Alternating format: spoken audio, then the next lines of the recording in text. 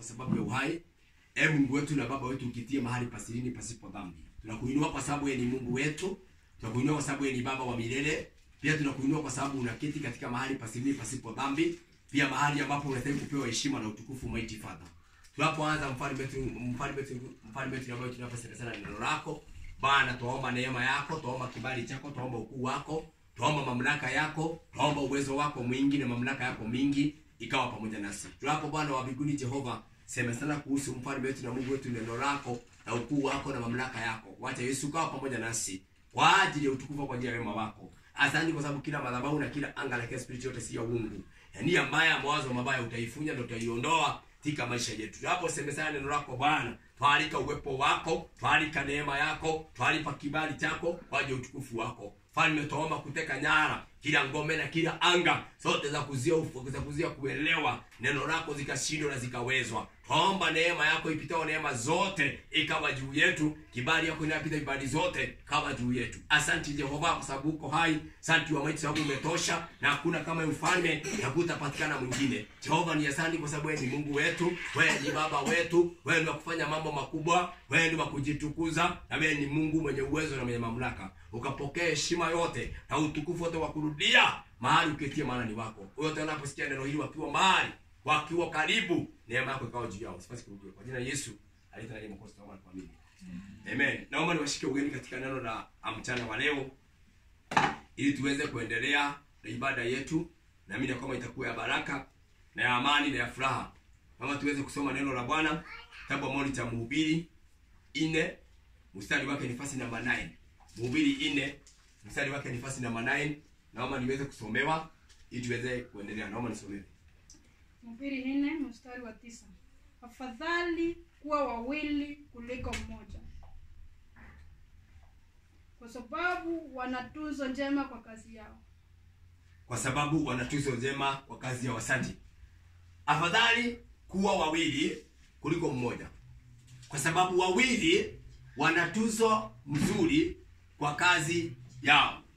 Maandiko hao inasema vizuri, afadhali kuwa watu wawili kuliko mmoja. Na hapo ndipo unaona kama ukisoma maandiko vizuri, Yesu alituma wawili.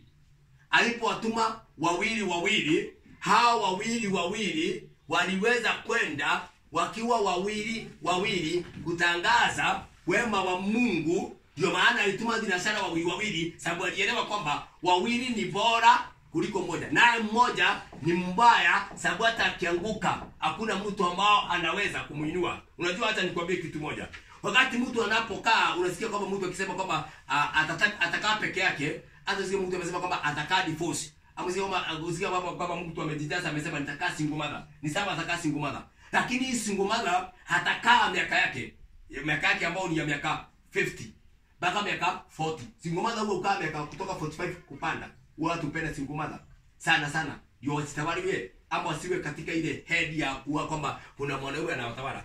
Lakini baada ya ukayo single mother, huyu mtu anakaa hiyo single mother na anaishi single mother, lakini atakapofikisha miaka 80, miaka 80 ndio ataona wawili ni bora kuliko mmoja. Sababu sasa hiyo akiwa miaka 80 atakuwa shosho. Unaona mzee anajuaga na kwamba bibi ni mzuri akiwa mzee. Sababu hiyo ndio anahitaji kuwa na mtu ambao wataongea. Sasa mawazo yake zimeanza kurudiana. Mtu akiwa na miaka 50 kurudi chini, hajui udhamana wa kuwa wawili ni nini, hajui udhamana wa watu wawili ni nini. Anajua tu ni kawaida, hata aweza kaa peke yake, haweza ishi peke yake. Akifikia miaka 60, sasa anashindwa kutembea, anashindwa kuvaa nguo, anashindwa kuvaa kiatu, anashindwa na maisha. Sasa hivi atajua wawili ni bora. Hata wakati unaona kwamba ladies anapata watoto, anatesa mwanaume, anamtesa kwa sababu anaona watoto ni wadhamana. Wacha hao watoto wafike kuoana, wafike kuolewa, waende wakuache peke yao kwa boma. Ukiwa na miaka 60 ndio utaanza kuomba watoto wao, nisaidie na mtoto wa fulani, saidia mtoto wa fulani. Na hao watu wakatae na watoto wao, waikataa na watoto wao, ndio utaona ule mzee nilitupa alikuwa dhamana, ule mama nilitupa alikuwa dhamana. Sasa hiyo uko peke yako kwa nyumba, unaanza kujiogelesha. Labda utafute kuku sikuogeleshage, ama utafute ng'ombe haziwe zinapiga kelele. Wakati ule uko single mother, unaona kwamba uko mbele sana, sababu uko na watu kutoa stress ambao ni watoto. Lakini hawa watoto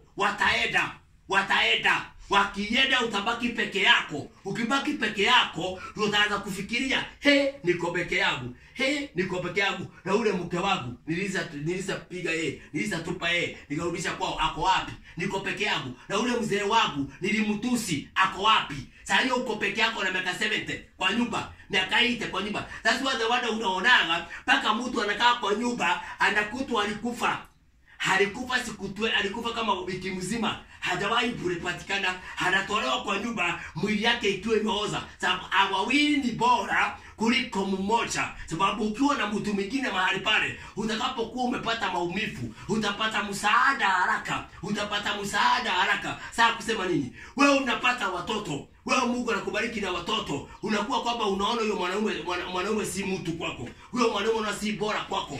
Kuna wakati unakuja hatakuwa bora kwako, wakati utakuwa una wao watoto walishaparikiwa na Bwana, walishaenda kwao, ukabaki wewe peke yako kwa nyumba. Utaona kwamba ule mwanaume nilikadharau yeye, ule mwanaume nilitupa yeye, ni bora zaidi kwa maisha yangu, ni bora zaidi kuliko hawa watoto, ni bora zaidi kuliko hawa watoto. Wewe ambao unadharau huyo mke wako, unaona mke wako si wa maana, kuna wakati unakuja utaweza kujiuliza, ule bibi yako ulidharau, utampata wapi? Unamdharau kwa sababu ya watoto. Hawa watoto wataenda, na wasikia wakishaenda utabaki peke yako. Ukibaki peke yako utaanza kujiuliza, hawa watoto nilikuwa nao wako wapi? Ule mke wangu wako wapi? Ukishaelewa hiyo jambo katika maisha yako, wawili ni bora kuliko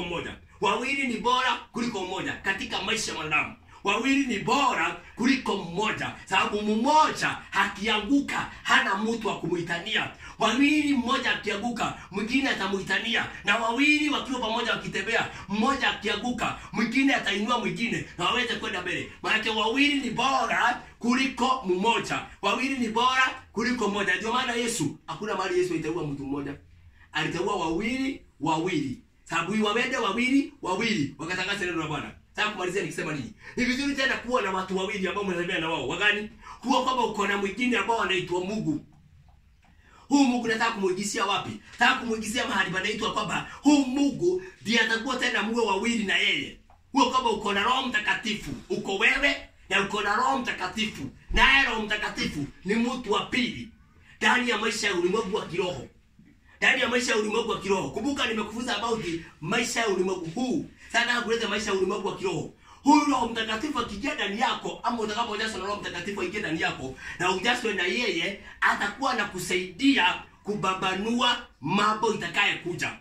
Kwa sababu Roho Mtakatifu na Mungu na wawili. Uwe ni wewe na kuna Roho Mtakatifu. Wewe na mtu mwingine wa ndani. Wewe na Roho Mtakatifu anakunenea. Sasa hao ni watu tena wawili. Huyo Roho Mtakatifu akitembea, uko na macho hii na uko na macho mengine ya kiroho. Papo inaona mambo mengine. Mungu anakupea direction ya mambo mengine. Sasa hao ni watu wawili. Wewe na Roho Mtakatifu. Uko na Roho Mtakatifu ndani yako. Unatembea na Roho Mtakatifu ndani yako. Ataweza kukuguide. Ataweza kukusaidia. Ataweza kukuambia. Na ndio Yesu aliambia mitume, mahali naenda mnajua njia. Na mtanifuata mkuje mahali naenda. Sasa mimi nitaenda, hii mtanifuata nyuma. Yesu aliambia mitume hivyo kwa sababu gani? Alishawaachia Roho Mtakatifu ambao ndiye atawaongoza, ambao ndiye atawamulikia barabara, ambao ndiye atakuwa anawaambia. Sasa wale unaona mitume wakitembea walikuwa na roho kubabanua ndani yao, ambao walikuwa unawaongelesha. Sababu hao mitume walikuwa sasa mtume akitembea kama ni wawili wakutana na Roho Mtakatifu ndani yao ambao wanasikiza. Maana hata wakati unapotembea, mtu yule anapotembea ako yeye na bado ako na Roho Mtakatifu ndani yake. Ako na Roho Mtakatifu ndani yake na pia wako wawili dunia. Sasa hao wanakuwa ni watu ambao waine. Sababu kwa huyu mmoja kama sahihi kama wewe ni nabii. Uko na roho nabii ndani yako, then uko na bibi. Then wewe uko na bibi yako na nabii tena. Sasa nyinyi wote wawili hamwezi kosa kunelewa na Bwana mkabi wote next. Lakini ni vizuri tena kuwa na sauti ya Bwana inayenena ndani yako. Kuwa na sauti ya Bwana ambao ya mtu mwingine anaye kunenea, anaye kusungumzia, haikwambia wacha kufanya hii, wachana na hii. Huyo tena ni mtu mwingine wa maana sana ambao ni Kristo Yesu. Wewe ili mtu atakapokubali hata kuongozwa na Kristo, hata kushikwa mkono wa kuume na Kristo Yesu, anakuwa kama anamzungumzia. Heri anatembea na Yesu, anatembea na Yesu, anatembea na Yesu, anatembea na Yesu. Sababu tena huyu Yesu mkuu na yeye mmeshikana na yeye mkitembea pamoja na amekubali kutembea na yeye, tena ni bora zaidi, sababu ndiye atakapokuongoza mpaka vile utakapokuwa, kama hujaolewa vile utakapooa, kama hujaoa vile utakapooa, kama hujaolewa vile utakapoolewa. Atakuongoza, atakuguide. Maana ni vizuri hata kuwa tena na wawili wanayetembea pamoja, kuwa kutembea na Mungu. Heri mtu yule anayekubali kuelewana na Bwana, watembee na Bwana. Then after hapo, hata kama watembea na Bwana, then ape Roho Mtakatifu nafasi yake. Roho Mtakatifu awe anamnenea, wawe wawili wakitembea pamoja. Wacha kutegemea akili zako, kutembea na akili zako zenyewe. Tembea na Mungu. Wacha hapa kwa sababu wawili ni bora kuliko mmoja. Wewe wacha kutegemea akili zako. Akili zako ukienda na akili zako peke yake utaanguka.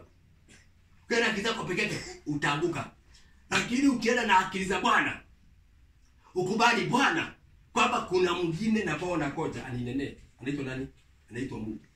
Kwa mwingine ambao unangoja anipe advice, anaitwa nani? Mwana wa Mungu. Mwingine ambao unangoja anipe vile nitafanya, anaitwa nani? Mwana wa Mungu. Sababu wawili ni bora kuliko mmoja.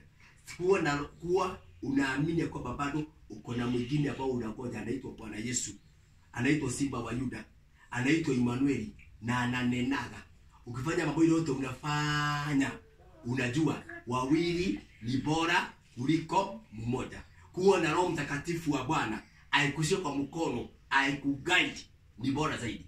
Kuwa kwamba uko wewe na kuwa kwamba uko wewe umebarikiwa, uko na mume, hamebarikiwa, uko na bibi, bado ni bora zaidi. Na ni vizuri ufanye hesabu hii. Ulimwengu wa kiroho unahitaji uwe na Kristo Yesu, muwe wawili. Wacha kutembea peke yako.